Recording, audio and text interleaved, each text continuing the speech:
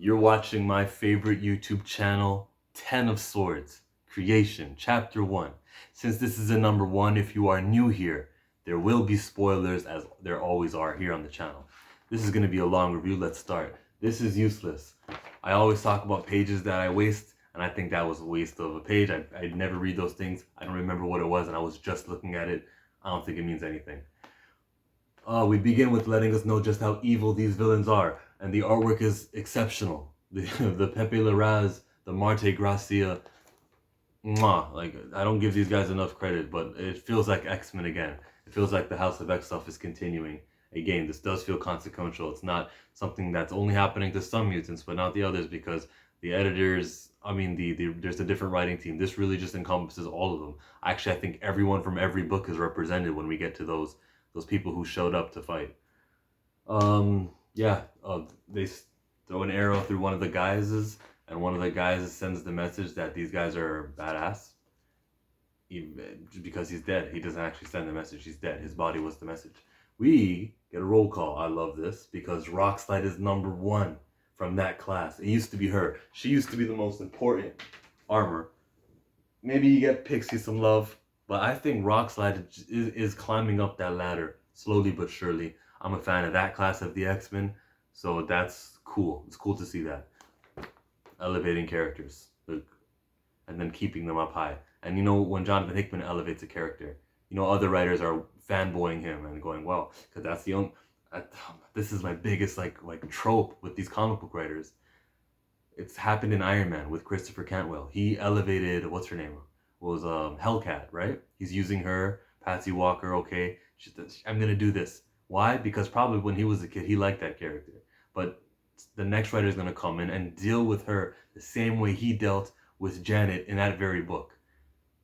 I don't think Jonathan has not done that. With the 5 mutants who he elevated to resurrection status, what he did with Gold Balls, what was Gold Balls doing before? Nothing. Nothing. But now Gold Balls is relevant. I think Bendis would take care of his own characters. If he makes a mutant, he might have them featured in another book that he's also happens to be writing. But other than that, it's other than selfish writers, selfish. They're not necessarily selfish, but they're taking care of their own stuff.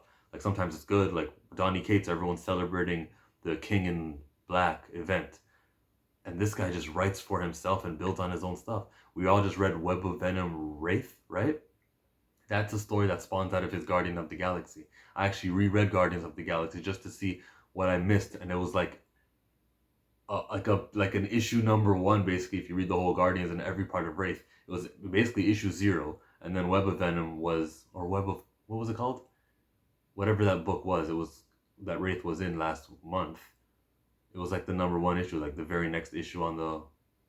Anyways, writing, keep things in continuity, respect and honor your own stuff and everybody's stuff. The world is a better place because of it. Let's get back to this book. The artwork, I told you, was amazing. We do get a couple of pages I think I could consider wasted. Specifically right around here. It feels like 9 pages of just, okay, let me get my tarot cards. And it's like, we gotta justify the pun in the title of X of Swords. She gets her tarot cards. I consider that a wasted page, and that a wasted page, and that, and that, and that. And there's actually a mutant named Tarot. I knew that. I pronounced it Tarot. I didn't know what Tarot was before like 3 months ago, but Tarot spoke, and we get more of this. I did read it, and I probably won't be reading it again, that page. Okay, mutants show up. Banshee's back on the island. And so is the Summoner. The Summoner said that Eunice was captured.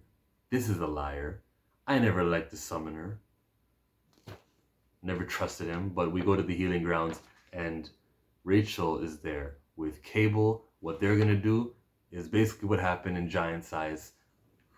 Emma Frost and Jean Grey, it's all the way up there. That poster up there. They're gonna do like a psychic retelling of the story of what happened when they actually went there. And they will cut away from the memory of Banshee and to the current, which was very suspenseful. There is a meeting here, and I like the way they characterized Krakoa. Actually, when Apocalypse was talking about it, about gates being put up without asking the nation, he goes, if I did not have Krakoa's blessing, then Krakoa would have stopped me. I actually thought he was talking about the nation of Krakoa, right? But then his next lines is, ask if you do not believe me. And they ask Krakoa, Cypher. That's what he's there for. That was a twist. It was a twist that wasn't very impactful or anything, but it was a twist. I forgot this was actually a person. So it talks, it actually shuts down one of their plans and it explains, no, I I run this thing. It's a mutual relationship, but this is still me. And like Chuck has nothing to say about it. But Magneto's the one who goes, fine. You know, you guys go do your rescue mission, and it's not an official Krakoan nation mission. It's not sanctioned by us. Go after the vote where they decided not to help. So you're telling me that there's only 9 superheroes on Krakoa because that's how many people answered the call. I wouldn't consider Apocalypse one of them because he's there for personal reasons, right? But there's only 9 superheroes there on Krakoa because that's how many people showed up.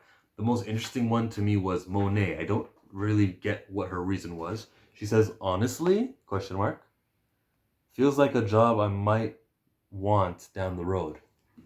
What does she mean, a job I might want? Like the rescuer? I really don't know what she means. Maybe I'm not emphasizing the right word in that sentence. But what does she mean by feels like a job I might want down the road? No idea. Comment section, if you did decipher that, then let me know. Then we get to like the halftime. This map is kind of important because that's Earth, that's Krakoa, the otherworld stuff, and then we get the Araco people over here where they came in. These guys are gonna fight these guys. Now these guys are gonna use champions of these guys, basically. I just want to do that now instead of flipping back when we get to that part of the book. I think that I don't have an emotional attachment to the other world, to Saturni, her, all those people. So it didn't mean much to me. It's the X-Men. It's versus Apocalypse's first 4 horsemen. Plain and simple. I can dig that. I can get into that. We get now down to the otherworld place. What was it called? The Starlight Citadel? Yeah. And Apocalypse meets up with his kids. He tells Archangel, these are my kids. And he thanks Archangel for looking like Archangel. And Archangel's not having it. There was a little bit of suspense here. Because the comic book genre has this thing called the page turn, where you can create just the tension. They can do this and movies can't do this, and this is what makes them special compared to movies. Movies beat them in every other way, in cultural significance, in box office revenue, in the score, emotions, good acting. You hear voice acting, but the comic book will always have this. Why did you guys struggle all that, and would you like to know the one thing that kept us alive all those years? I'll tell you. It wasn't love. It was hate. What are they gonna say? And the page turns, and the answer is a stab. I kind of foresaw it. You guys ever watch the Shield break up WWE when Seth Rollins has the chair in the ring, and John Moxley and Roman Reigns and Dean Ambrose are in there, and he's got the chair and he swipes it. It's very TNA. It's very Vince Russo. It's something I could see coming, but I still didn't know. And once I got that page turn, I got the confirmation that he was indeed that. And again, beautiful artwork by Pepe Larraz. It's on. We go back from fighting scenes to memory scenes, and the cutaways again are wicked. The memory scenes get interrupted by her because she wants to let them know, oh, yeah, I read a tarot card about it.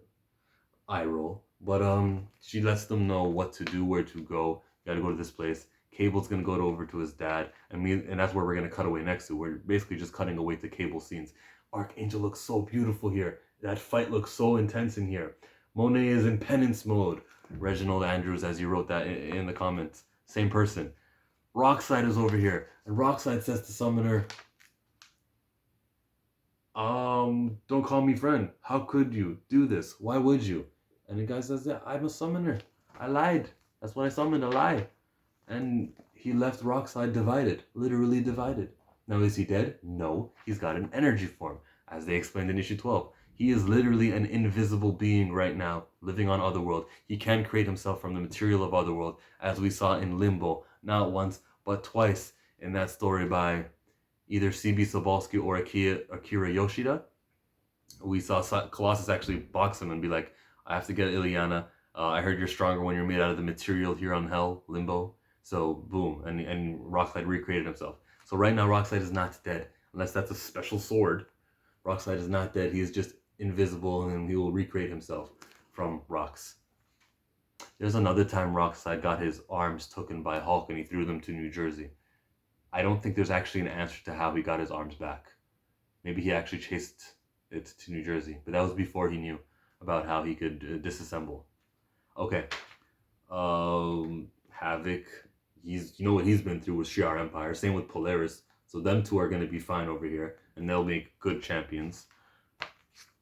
Monet is frozen. She unfreezes her just to say, look, frozen in the middle of fighting. And she's going to negotiate with them. They'll say, champions versus champions. She shrinks him, actually, which is disrespectful, but it appears like Saturni is really, really powerful. Interesting.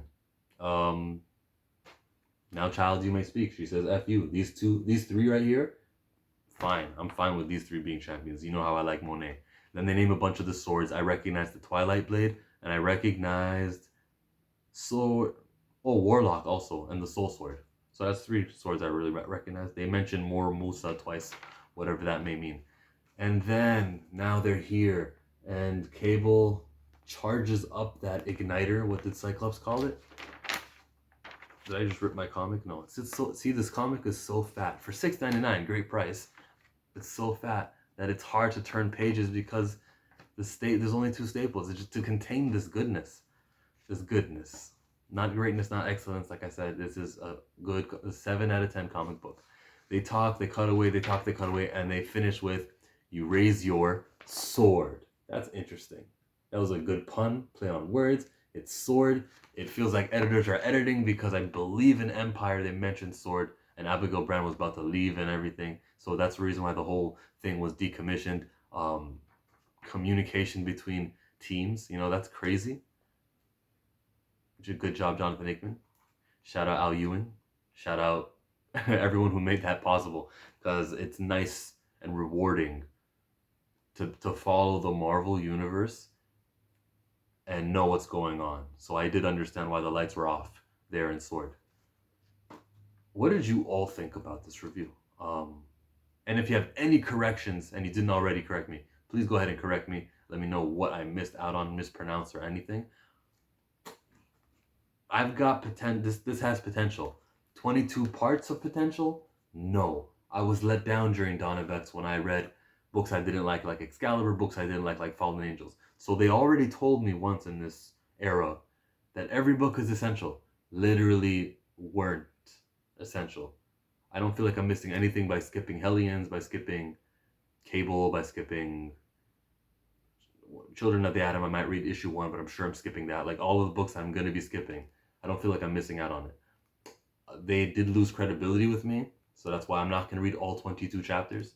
The one time that they did make me read all the books, it was during House of X Powers of 10, when all the X-Men books were canceled, and the only thing to read was that. And that showed me, okay, important. They're not doing that with, they kind of are doing that with this. They're stopping, like Jerry Duggan is not going to be writing Marauders during the Ten of Swords. So, they are stopping, but they're also, I can't complain about a book I haven't read yet. I'm not going to do that. Let's see, who knows? This might be the best 22 chapter thing, and by the end of it, I will buy the big trade paperback. I don't know, but so far, so good. Chillmonger, subscribe to the channel by clicking on the smiley face that just appeared on your screen.